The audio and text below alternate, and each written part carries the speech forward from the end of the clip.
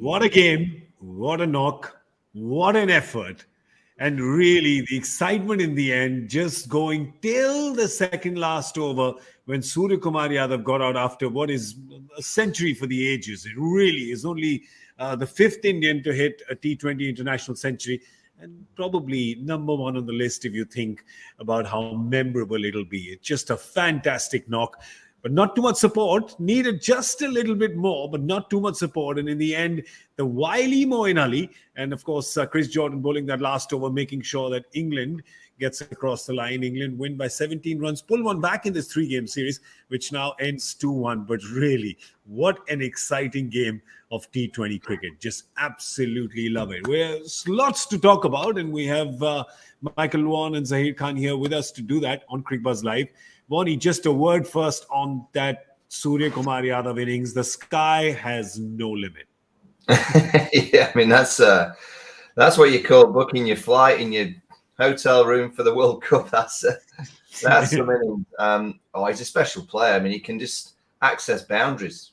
Pretty much 360 degrees. He's got great wrist, great power, incredible timing, particularly those shots over the offside. But to strike at 212, to score a century in T20 cricket off 55 balls, that was a very special innings and didn't quite do enough to get India over the line. But let's be honest, after about, what was a power play? The power play was nothing, didn't give them a chance. Then the partnership was a special one. But to get so close, it was just down to one individual. It was a special knock. 34 for 3 in the power play. There you go. You have it right there.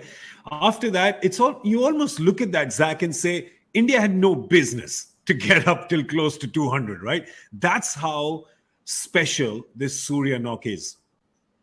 Exactly. Someone had to play special innings to get India over the lines. And Surya got them very close. There's no doubt about it.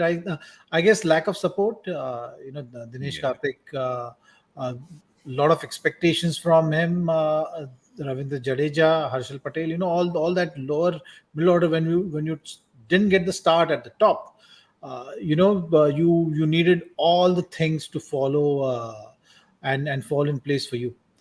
That's something which didn't happen. So Suryakumar Yadav was the only lone fighter there, and what an innings he's played. 360 degree is Mr. 360 degree is what everyone calls him, and today was on display, and how special those sixes in the offside, how often you see players hitting those sixes in those areas. That's the special ability he has. He got it very close. If he was there for the last over, I think things. Chris Jordan would have been under tremendous pressure. There's no doubt about it. But nevertheless, it was a good game to watch. Great innings to witness. So special innings. Surya should just cherish this. Yeah, for sure. I mean, India had already won the series. I mean, you want to win every game when you come out onto the park wearing your national colors. But the innings, of course, is one side. Just his style of batting, right? And Michael, Zach and me touched upon this in the comm box as well. The great thing about his batting is that it's audacious without being over arrogant or overconfident, right? You seem to be thinking that, oh man, he's going to fall on that line of overconfidence, but he just never does. He plays audacious strokes, but you never feel like he's overconfident. No, and he plays strokes that clearly are quite risky and high risk, but he makes them look low risk. That's how good a player he is. It's when Josh Butler's playing at his best, he plays shots that you think, that must be a really risky shot, but he makes the ramp shots, the flicks, and the hits over extra cover very simple. And that's exactly what Suryakumar did today. He just played an innings of. I mean, the pitch was great, the outfield was quick, but some of those strikes. I mean, strikes over extra cover, over backward point for 6 are remarkable cricket strokes. He's a class act. He's a class player. I'm just looking at India now, how you juggle all these players into the final 11 for the World Cup when KL Rahul must come back in. Rishabh Pant, DK, one of them's going to have to keep. I don't think both of them play, but I want Rishabh in because he's left-handed. It's Virat Kohli that there's big question marks about Virat in this team. When he's at his best, obviously he gets in, but there's going to be big question marks over Virat the next time he plays T20 cricket if these players keep producing the magic when they come into the side. It's true, and we've been talking about that through this entire series, right? It's name versus game, right? Because you can't look at past accolades and go, and especially when everybody else is kind of knocking the door down. And now Virat doesn't play. Virat doesn't play. Perhaps he's not going to play against the West Indies. That's 5 games. Definitely not playing against Zimbabwe. And then there is the Asia Cup. There's Australia Cup. Australia comes after the Asia Cup, right? So it's the Asia Cup next. Now you look at, if you have to be fair, Zach, you have to look at the form that players are in. And if everybody else is available and everybody else has shown this kind of form, it becomes really, I mean, you could say it's difficult, but at the end of the day, let's not attach emotion to it. The fact is that you have to go, in all fairness, with form. Absolutely, and there are some tough decisions ahead for this team management. There's no doubt about it.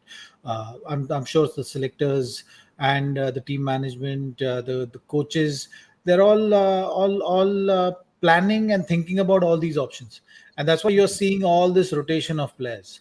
So come Australia series just before the World Cup, you want to be clear, so that in those conditions you get your best squad there, and find that balance which you're looking at. The first 2 games which you've seen here, Hardik certainly provides that fourth bowling option, the seam bowling option, which really changes that balance. So that is going to be a very important cog. So you want him to be fully fit and available for the big one, and at the top. You need to figure out what is the style of play which we want, and then what is the personnel which can take those positions. That is what we've been talking about. We've been talking about the skeleton. We've been talking about the brand of cricket which we want to play. So once you make that, you will have the performances to back that and the form to back that, and then it's about just having that clarity of thought and saying that whatever it takes, we're going to do that and give ourselves the best chance. It's not, as I say, it's not the end of the world. He's one of the greatest, will always remain. He will be a best batter in a test match. If it was happening tomorrow or a month from now, you would probably write his name down first. In the one-day internationals as well, there's a World Cup coming up next day. He'll be an integral cog in that wheel as well. If he doesn't make it to the team in the third format. So I'm saying it's not the end of the world. It has to keep going on. But let's talk about the today, which is Surya. And Zach, of course, has seen him right up front and up close and personal the last couple of seasons with Mumbai. You wanted to elaborate a little on that, right? His audacious style of play, Zach? I think he spends hours and hours in the nets. He figures out his game very well. He knows his options very well, and because he's got that 360 range of shots, he's able to put bowlers under pressure. So that is something which he has been consciously working towards. So it's not with Surya. When you look at his career, it's not happened over it's happened over time. It's not happened in a season or two. He's been fighting for his spot in the Indian team as well. He's been having a great 3-4 years of IPL, a few good domestic seasons to claim the spot. So it has come a bit late for him, but he's been ready for that. He's been ready to grab that opportunity. Recently, struggling with freakish injuries, I would say. Like the injuries which you'll not think of, or there's not like all the acute injuries he's been struggling with, like thumb, right? There was thumb as well. He had like thumb fracture, which he realized it after a couple of days. So all those things have been happening, but he's back. He's back, and he's back with a bang. So that's great news for Indian team. And I hope he continues with this kind of form, because form has never been an issue with him. If you recall, say last 4-5 years, he's been consistent with run scoring, and very, very focused, trying to take his game to the next level all the time. So all the good signs are there for him to be a force to reckon with. Yeah, he hit 14 fours and 6 sixes today. So I tell you what, sitting in front of the telly, I think I sprained my thumbs going, yeah. There was a lot of that. I think almost did. Let's talk about the England bowling. A few thumbs ups there as well. But let's talk about the end, 19th and 20th, right? We spoke about this, Michael, in the pre-show, that India will be targeting those 4 overs that you're getting from Livingston and Moeen Ali, because they together were the 5th bowler today for Jos Buttler. And towards the end, I mean, at the end of the 18th over, were you thinking as well, geez, who's going to bowl the 19th? Who's going to bowl the 20th? Will it be Moin? Will it be Livingston? Will it be 19th? Will it be 20th? What were your thoughts at that time?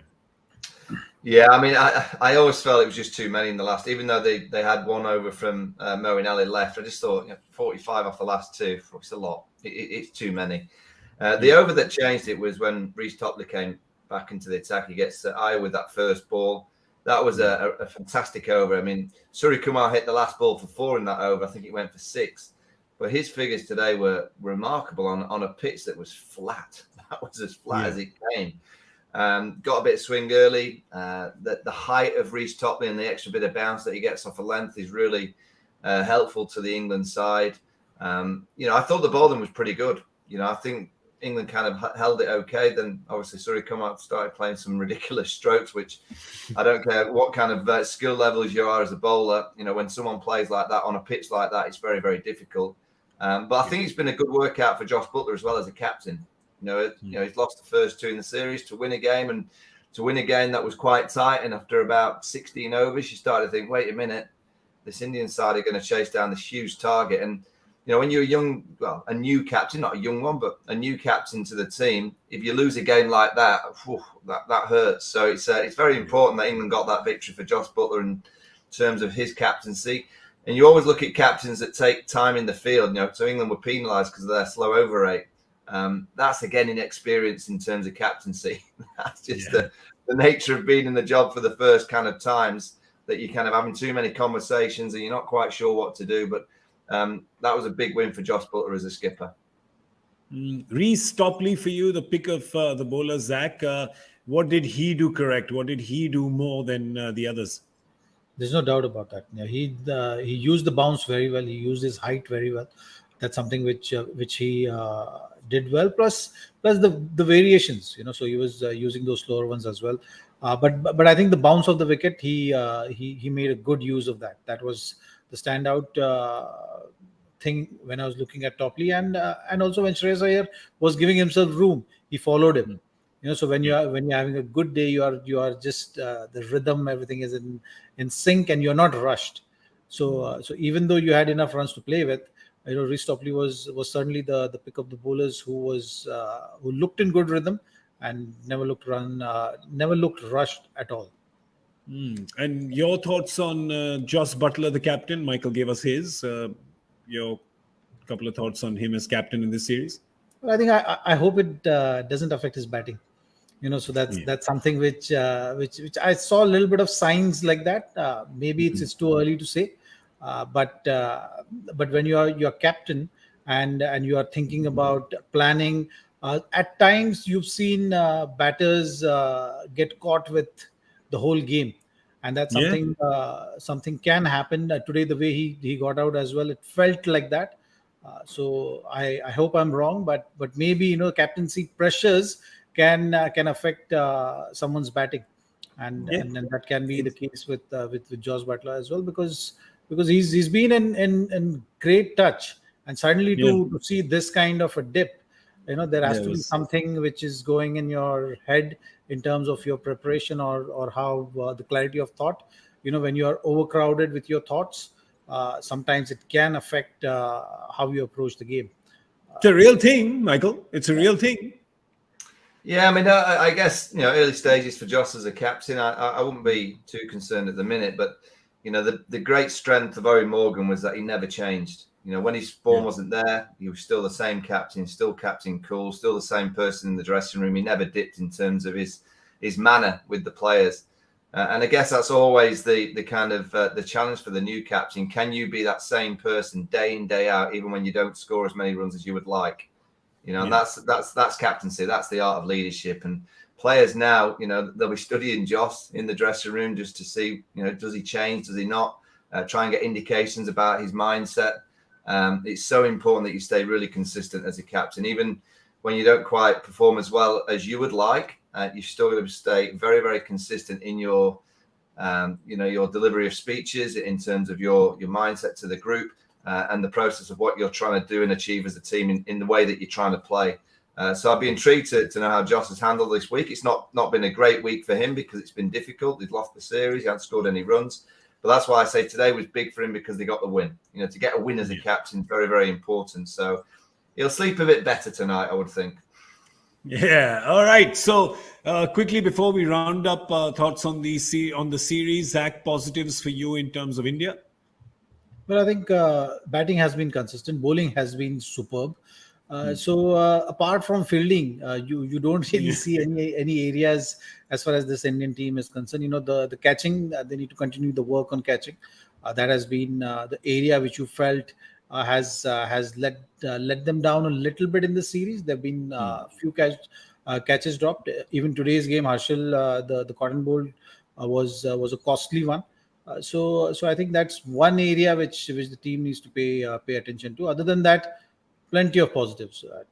Batting today's Surya's batting, the way they got start in the previous matches, the intent which they've shown right throughout the series has been superb. I think a reasonable sample size, Michael, 3 games, and the batting approach in 3 games. And I know that, again, we spoke about this after the second game as well, as are we making too much of a fuss about this aggressive intent? But we're not, because actually we haven't seen this with a steady run and with India kind of being steadfastly true to this approach. So I think 3 games is a good sample size to look at and say, all right, it seems like this is the new blueprint.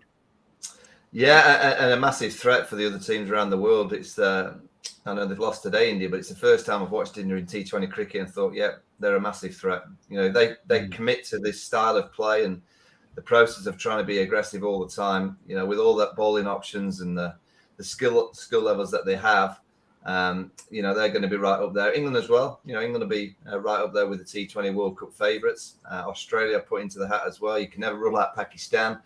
And obviously the Kiwis just arrived for World Cup. So there's a nice pool of real quality teams that you would say can win the T20 World Cup. T20 World Cups are purely about, can you get to the semi-finals and then can you produce 2 good performances? That's what it's about, getting to the semis and producing 2 good performances, getting an individual or 2 in incredible form that get you over the line in those big moments and staying true to what you're trying to achieve as a team in terms of the way that you want to play. It's the first series I've watched India for a long, long time when I've gone, they're on the right track. Yeah, I just wish this series was 5 games because these 3 have given a lot of joy. There's been some fascinating cricket that has happened in these 3 games, and it's happened over 4 days. So just gotta love it. It's come fast, it's come furious, and it's given a lot of joy. All right, from the fast we go to the slow. I'm talking about one-day cricket, which just takes longer. I'm not saying anything else. Just saying it just takes a little longer. That's all. We have 3 ODIs that are being played. Seem a little anticlimactic now because this World Cup's not till next year. But there's 2 in London at the Oval and then at Lord's. And then it moves to the Old Trafford in Manchester for the 3rd One-Day International. I think these are happening on, 14th, 16th, 19th? Is that correct? 12th. Oh, this 12th. Sorry, 12th, 14th, 17th. 14th, 17th. I'm not doing them, sir. I'm going to be on holiday anyway. But let's have a look at the team because there's a few changes that are coming in here. He's on his way to West Indies to be captain of the 3 games there. So Shikhar Dhawan is going to pit stop first in England and open with his old pal Rohit Sharma.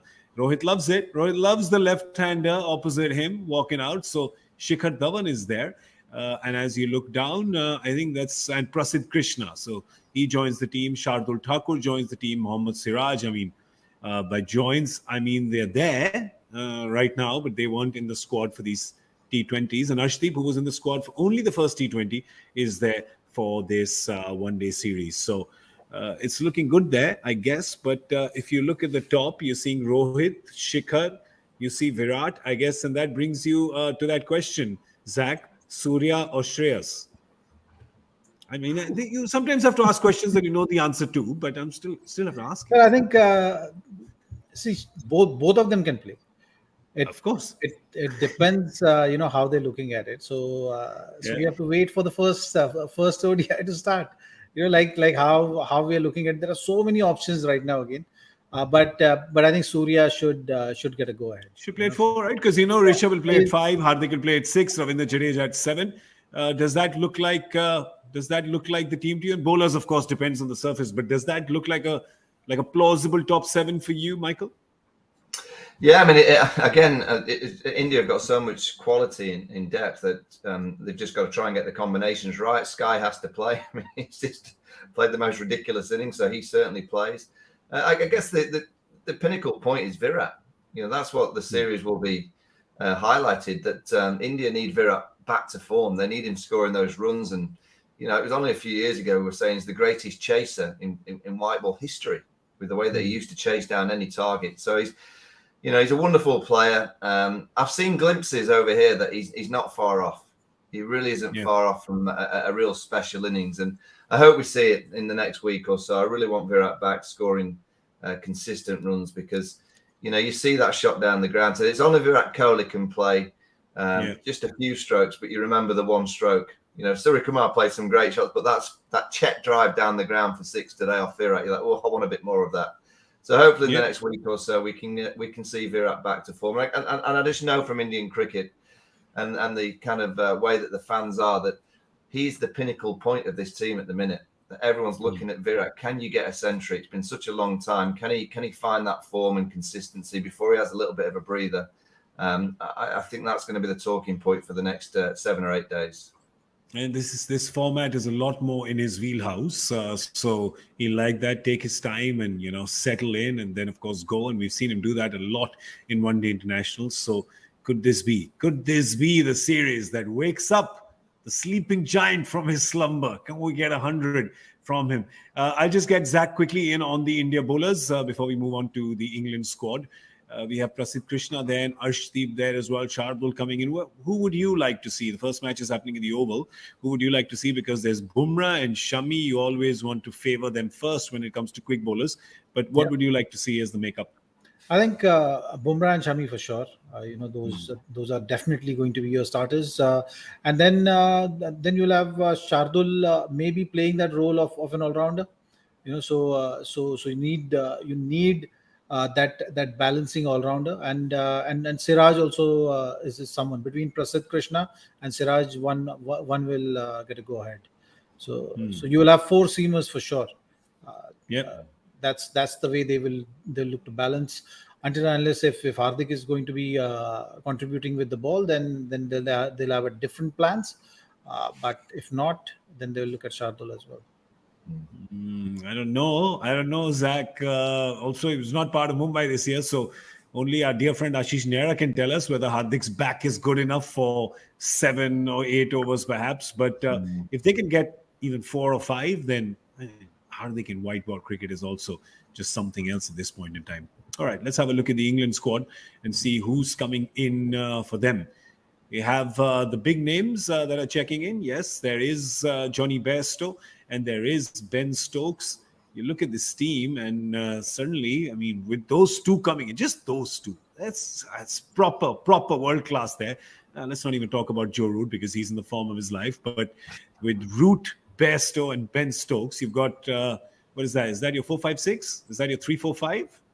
Oh, Livingston will be in there somewhere as well. You're never quite sure what the lineup will be, but they'll all play. Just watch out for Bryden Cars, seamer from Durham. He bowls quickly. He bowls like a similar angle to Richard Gleeson. He'll play. They'll give him a game or 2. Whether they rest 1 or 2 of the T20 players for Tuesday because they've just come on the back of a 3-match series, we'll have to wait and see. But England will be strong. They'll be strong, and the wicket at the Oval will be flat. The outfield is rapid.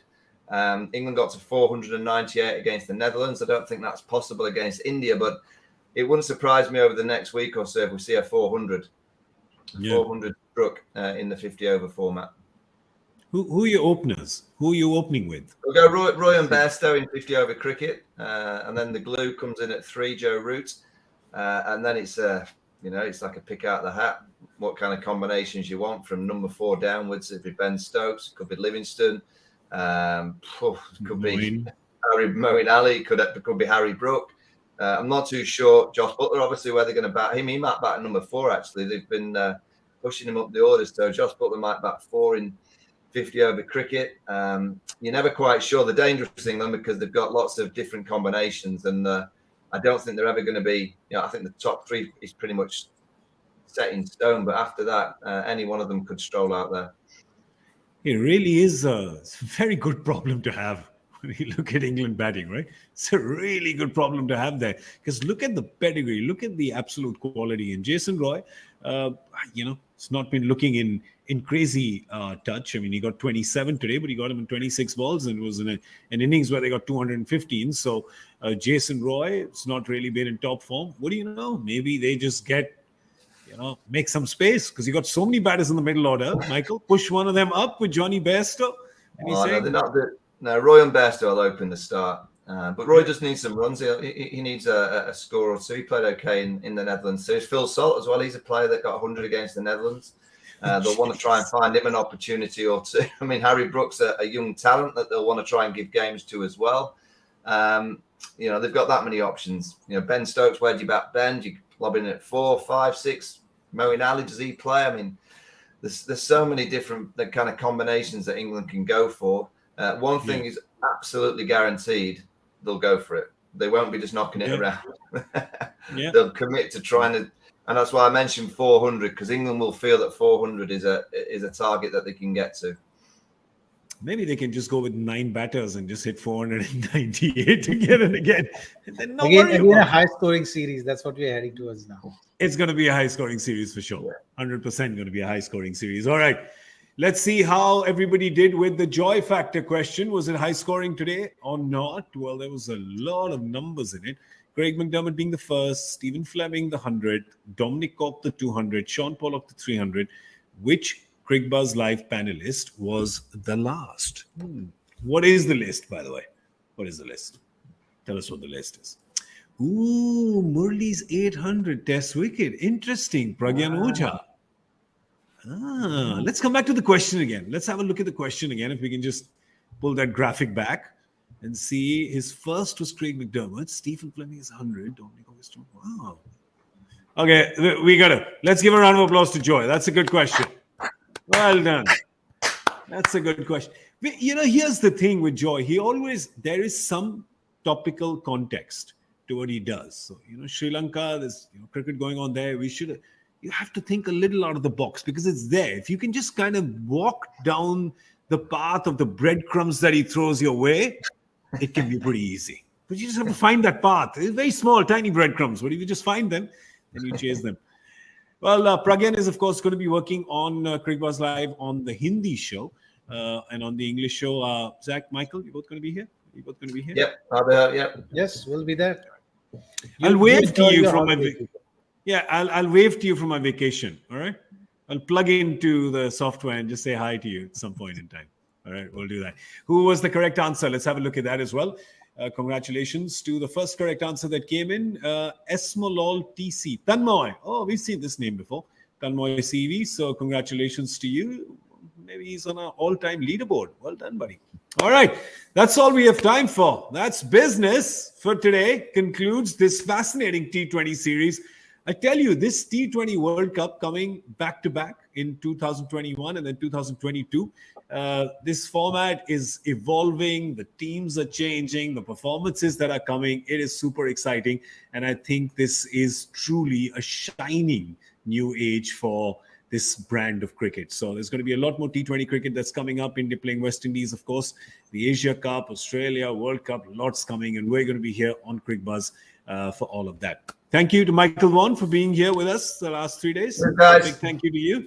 Big thank you. I know you've been moving locations all over the UK, escaping the heat wave. So just stay cool, my brother. Stay cool. Yeah. I'm staying up north. It's a bit chillier up north. All right, great. That's where I'll head when I reach north. And a big thank you to Zaheer Khan as well, who doesn't need to stay cool and needs to stay dry because he's in Mumbai and it's raining. So stay dry, my brother. Thanks, GK. Always a pleasure. Always a pleasure with you. Always a pleasure with all of you watching. I'm Gaurav Kapur. This was Cricbuzz Live. Thank you for being with us. We'll be back day after tomorrow. Join us then.